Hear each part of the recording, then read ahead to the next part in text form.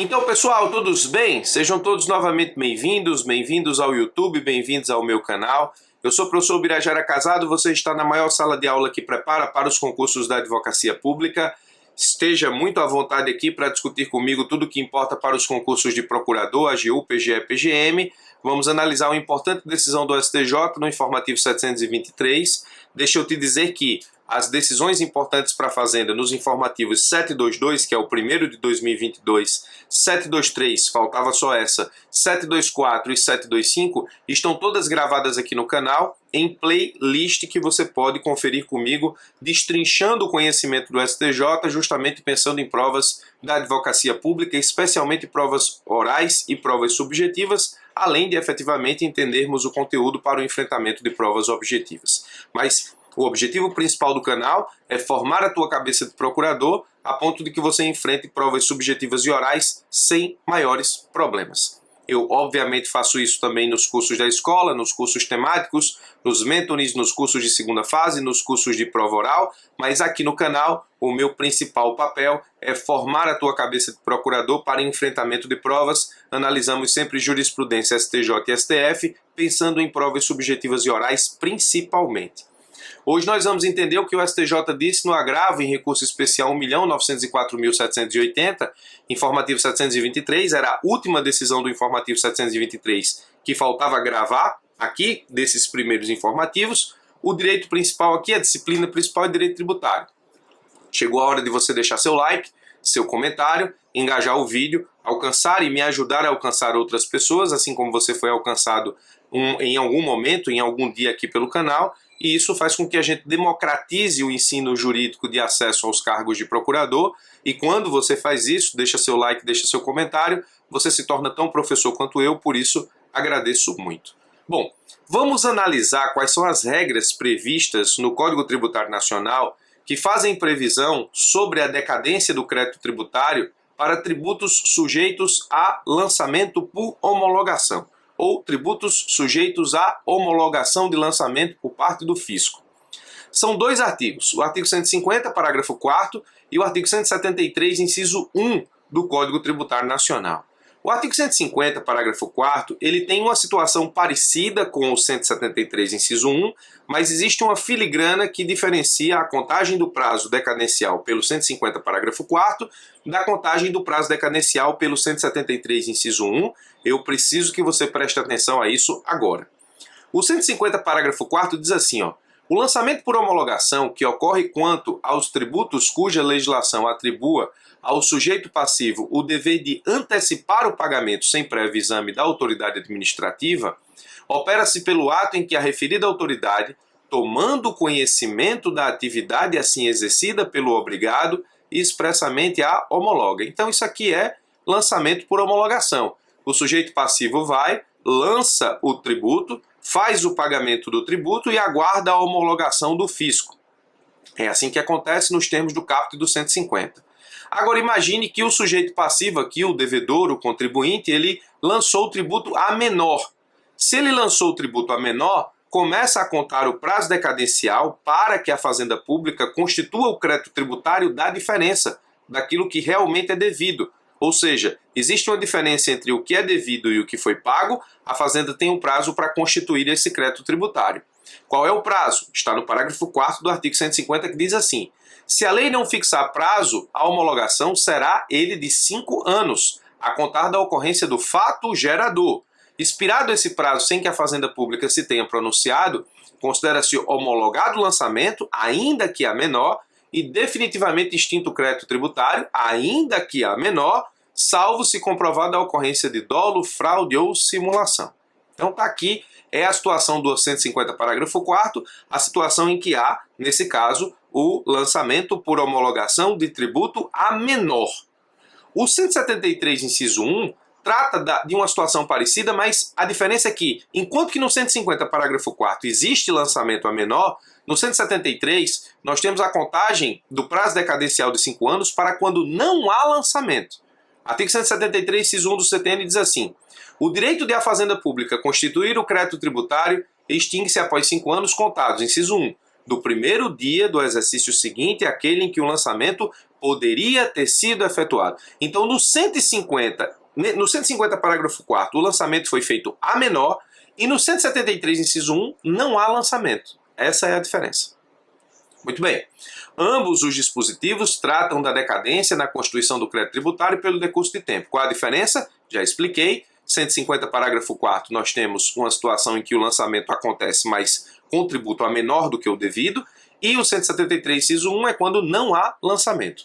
Qual é o problema que chegou ao STJ no agravo em recurso especial 1.904.780? O problema que chegou ao STJ nesse agravo aqui foi o seguinte, ó. Eu tenho um sujeito passivo, um contribuinte, ele realiza um lançamento por homologação, mas ele o faz para o município diverso daquele a que seria efetivamente devido o tributo. O caso aqui é um problema, uma dúvida do contribuinte acerca de que município é competente para o recebimento de imposto sobre prestação de serviços.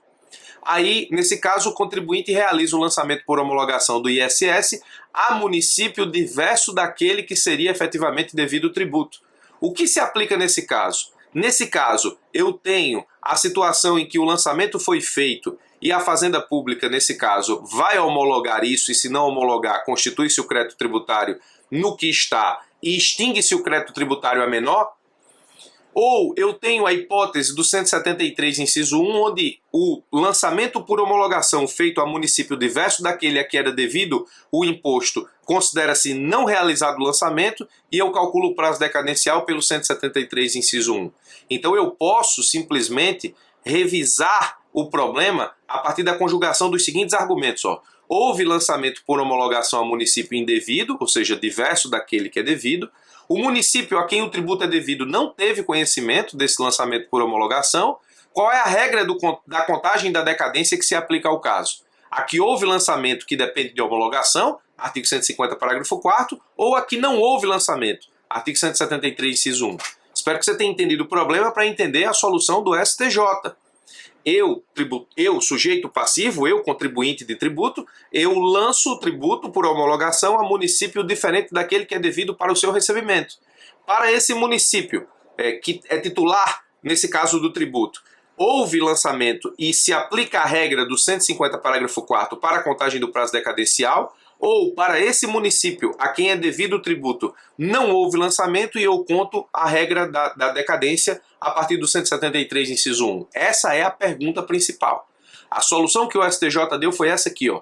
O lançamento por homologação a município indevido se equipara à ausência de lançamento, logo se aplica a regra do artigo 173, inciso 1, para a contagem do prazo decadencial para a constituição do crédito tributário. A solução que o STJ deu foi essa aqui. O destaque da decisão do STJ, lá no informativo 723, é esse aqui, ó.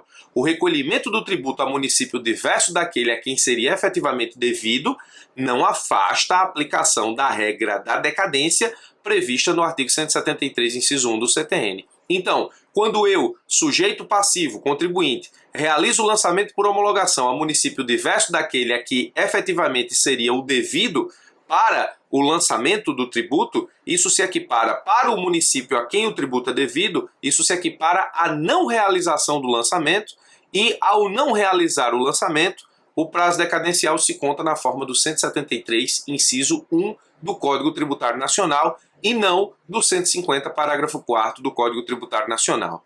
De fato, me parece que o STJ aqui acertou, porque no momento em que o contribuinte faz o lançamento por homologação a município diverso daquele que é devido o tributo, o imposto, o município titular do imposto não toma conhecimento desse lançamento por homologação. Se ele não toma conhecimento desse lançamento por homologação, ele não pode homologar. Se ele não pode homologar, não faz sentido começar a contagem nos termos do 150, parágrafo 4º.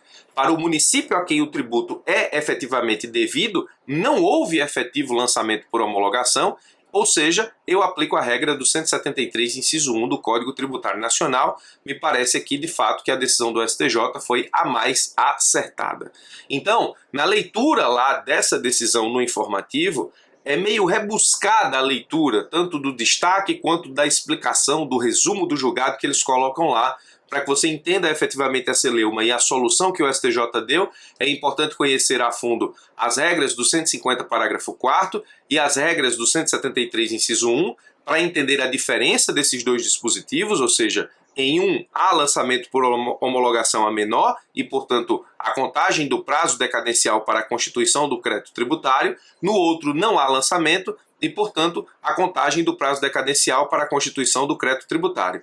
Quando eu, contribuinte sujeito passivo, realizo lançamento por homologação a município diverso daquele que é titular para o recebimento do imposto, para esse município titular do imposto, nesse caso, não há lançamento. Não havendo lançamento, eu aplico a regra do prazo decadencial prevista no artigo 173, inciso 1, e não a prevista no 150, parágrafo 4º. Então, se isso cair na tua prova, vai cair sob a roupagem dessa problemática aqui. Ou dessa forma aqui, seca, ou de uma forma melhor explicada. De uma forma ou de outra, você precisa conhecer os dispositivos legais do CTN, precisa conhecer a problemática e precisa conhecer a solução que o STJ deu, justamente no agravo em recurso especial 1.904.780.